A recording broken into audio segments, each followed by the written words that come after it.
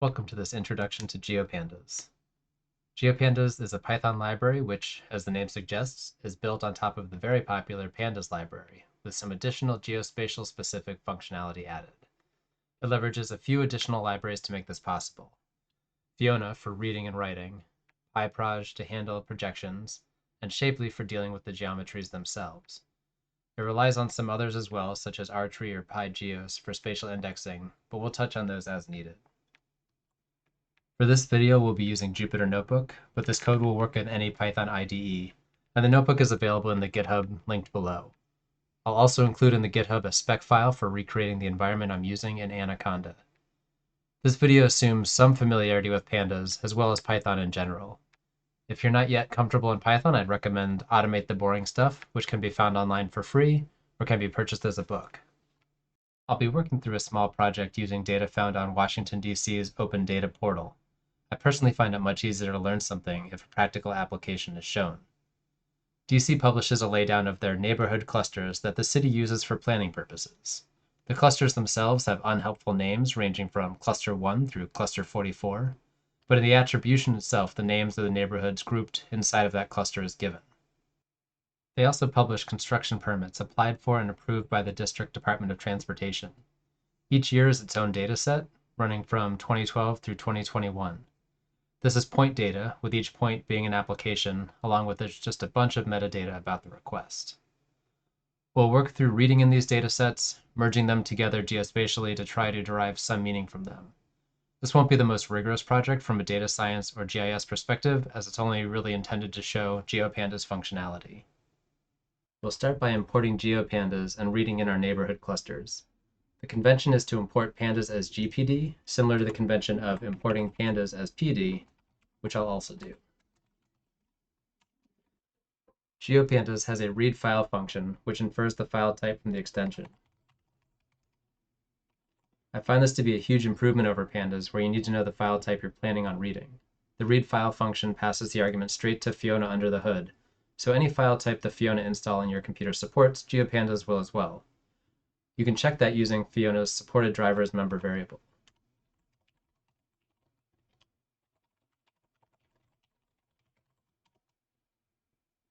Right out of the box, we have the ability to read most standard vector formats, such as GeoPackage, Shapefile, GeoDatabase, GeoJSON, and so on. GeoPandas also has a from PostGIS function, which allows you to query PostGIS directly and get a geodata frame back. I hope to do later videos on PostGIS, and we'll cover this function then. I've downloaded the neighborhood laydown from DC's Open Data Portal, as well as the construction permit files. We'll read in the neighborhood laydown file.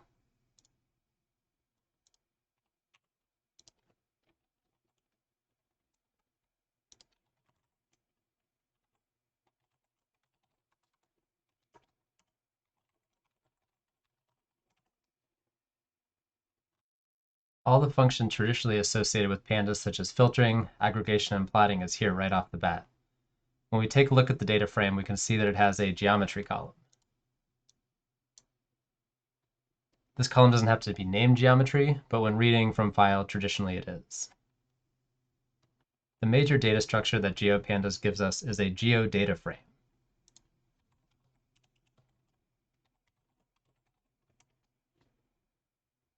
Similar to a pandas data frame, it's columnar in nature, merging the geometries and attribution into one table. It also gives us a projection and the ability to easily change that projection. If you're newer to the GIS world and aren't very familiar with projections, I'll include a link below. The geodata frame gives us some geometry-specific attributes, such as area.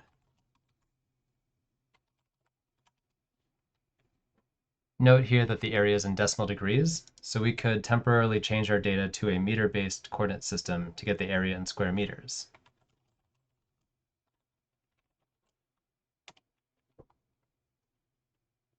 Because what we get back is a pandas series, we can get the total area of our laydown just using the sum function. This is in square meters. You can also quickly plot our laydown using matplotlib, using pandas plot function. This is a static map, so it's not interactive, and we can certainly make interactive maps later. The next thing that I want to do is identify all the construction permit files in our data folder, read them all in, and make one geodata frame out of them. That way we can treat them as one dataset rather than separate datasets. So to do that, we'll have to start by importing glob. Then we can use glob to identify the file laydown.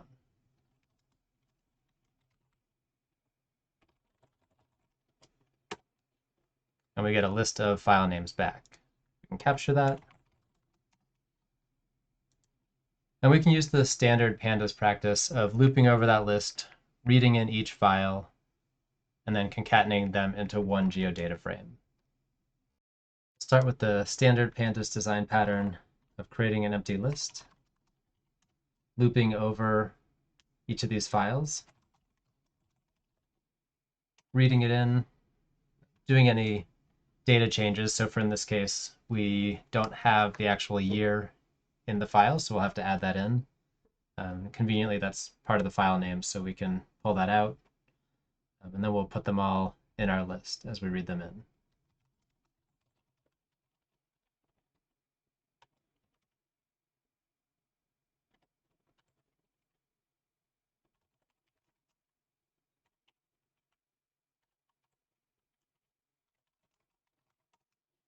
Just making sure we got the year correct. So we're going to split on an underscore, grab the last part, split on the period, and just grab the first part. So we're aiming to grab this out. Once we know we have that, we can say geodata frame equals read file, file, add the year in. So this is standard pandas syntax, equals that year, which will apply to every row. And then add that to our data frame list. So when this is done, we'll end up with a list of geodata frames. And while that runs, we'll add the next line. We'll concatenate using pandas.concat, our data frame list, to end up with one larger geodata frame.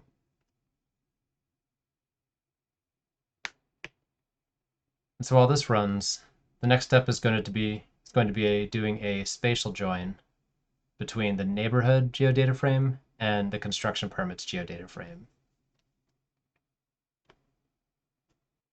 To perform a spatial join in GeoPandas, you start with one of your data frames, call the sjoin function, and then the first argument is the other data frame you want the spatial join to be performed with. So in this case, our neighborhood geodata frame. I'm only interested in a few of the columns, the name column, which is that cluster number, the neighborhood names themselves, and the geometry. Because we're primarily interested in the construction permits, we'll make this a left join. And we want this operation to be within. We want the construction permits to fall within a full neighborhood. So we'll use the within operation. And we'll call the result of this GDF join.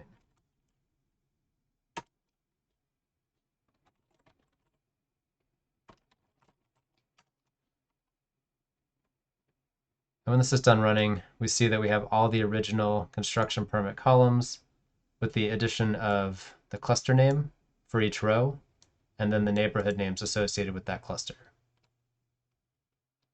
We can continue using Pandas functionality to get value counts by year and by neighborhood name.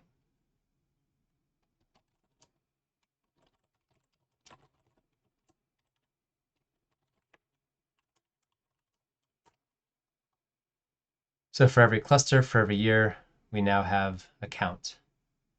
We can send this back to a data frame. We don't really want these at the index, so we'll reset the index. And we might as well sort these values.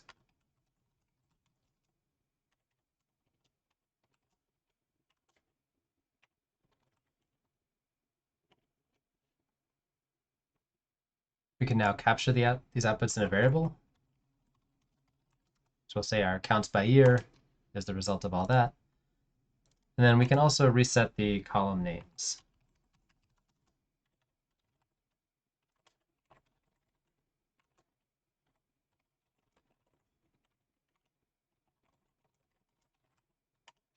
And so now what we have is something that's completely non-spatial, but it gives us by year and by cluster the number of permits. It might be more meaningful rather than to have each year and each cluster be its own row, have each row be a single cluster with a column for each year. So let's go ahead and do that. So we can do counts by year. So we're working exclusively with Pandas functionality at this point. And for plotting these results later, we can fold back in the geospatial aspect. So we're going to pivot on cluster. We want to make new columns out of those years with values of the permit count.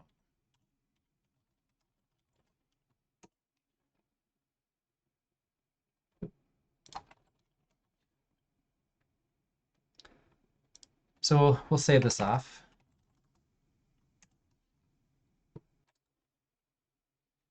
I think it would be interesting if we added back in the geometries from the neighborhoods.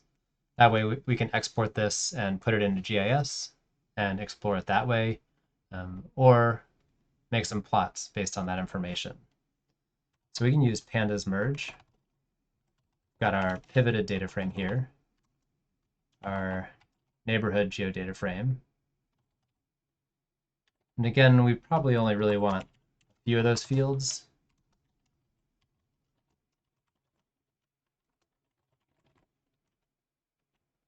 Again, this will be a left join.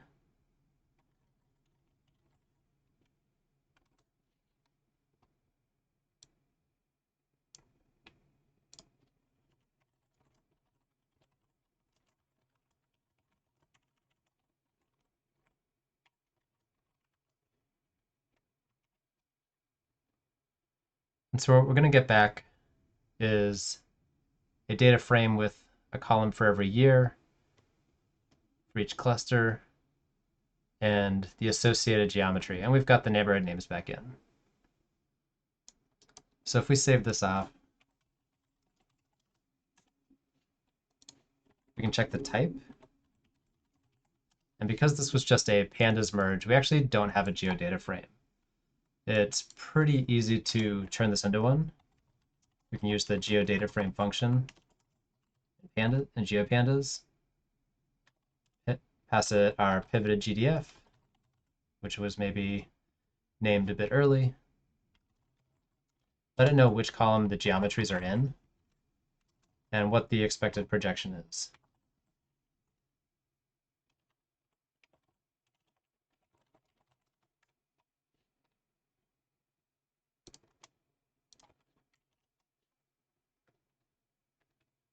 So now when we check the type,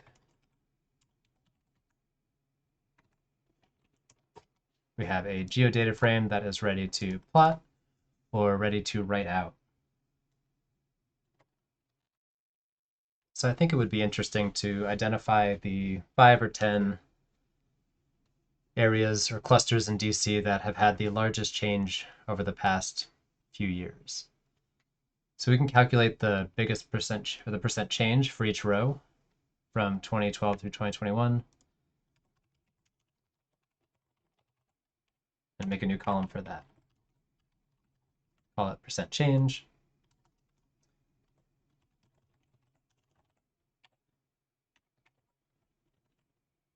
Divide the 2021 value by the 2012 value. Times 100. And take away 100. That should be the actual percent. All right, so we can just sort this on the percent change and get the top 10.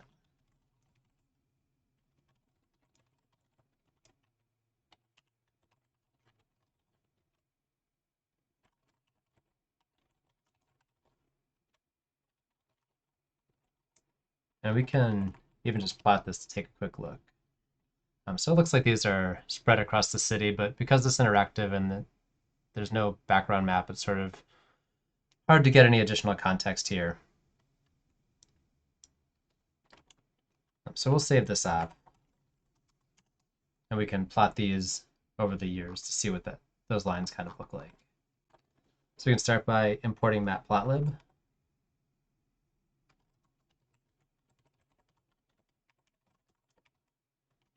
And we're going to make a line plot with each line being one of these rows.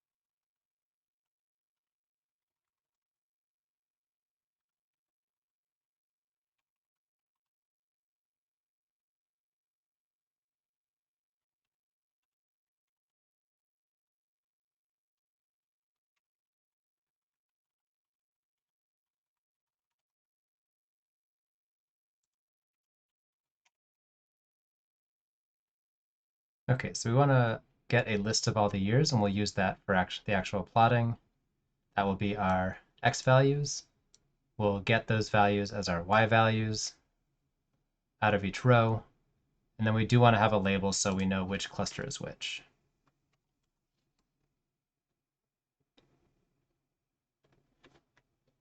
So this is what our top 10 looks like in terms of percent change over time. And perhaps something more rigorous would be to drop out some of the ones that maybe had significant changes in terms of percent, but really numerically it wasn't significant, going from 1 to 5 rather than 100 to 500. But for now, I think this is good enough to sort of show what GeoPandas and pandas can do when put together. The last thing I want to do is I do want to plot this as a map, something like you'd be able to see and take a screenshot of if you had put it into QGIS and colored it by a value. So if we take our pivoted geodata frame and call .plot on it, we of course get this plot, which is blue across the board, but we can tell it which column to look at to color it. So we can say column is equal to the percent change. There's a list of color maps on Matplotlib's website. If we go from red to yellow to green, we can use the red, yellow, green color map, put a legend on this thing, and specify a figure size to make this a little bit bigger.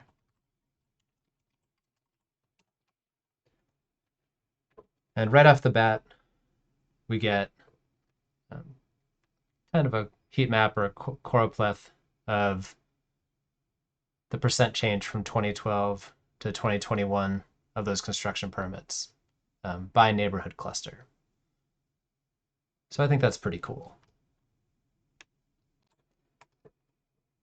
And because this is done in Python, you can do this year to year. So we could make a 2012 to 2013, 2013 to 2014, make some sort of animated GIF. We could put this as an interactive map on a website. The possibilities are kind of endless. The very last thing I do want to cover is writing data out. So maybe this graphic is useful, but you've got an analyst who wants to take a closer look. Writing out is as easy as the toFile function.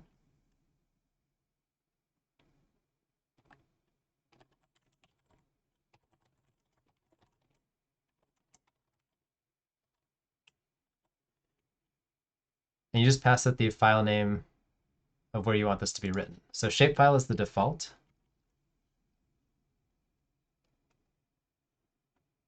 And of course, it's not always the best option. So in this case, we're getting a warning that long column names are going to have issue. So if we wanted to change this to something like a G package or GeoJSON, we do have to specify the driver, and I think this is where the to file is not the resounding success that the read file is for GeoPandas. If you have a capitalization issue or a spelling issue, it will default to shapefile regardless of what your file extension is here. But if we go ahead and run this, back on our Jupyter Notebook page, if we go back to the root, we now have these shapefiles and this GeoJSON available for import or dissemination. I hope you found this interesting, and I'd like to leave you with a few key takeaways. GeoPandas has all the functionality of pandas, and once you get content into a geodata frame, the pandas aspects can be just as important in terms of deriving meaning from your data. Anything you can do in a GIS environment, you can also do with GeoPandas. Intersections, unions, any spatial join or clipping can be done here as well. I hope to keep going with this series, so if you've enjoyed, please leave a like or consider subscribing. Feel free to comment with any questions or anything you'd like to see in the future.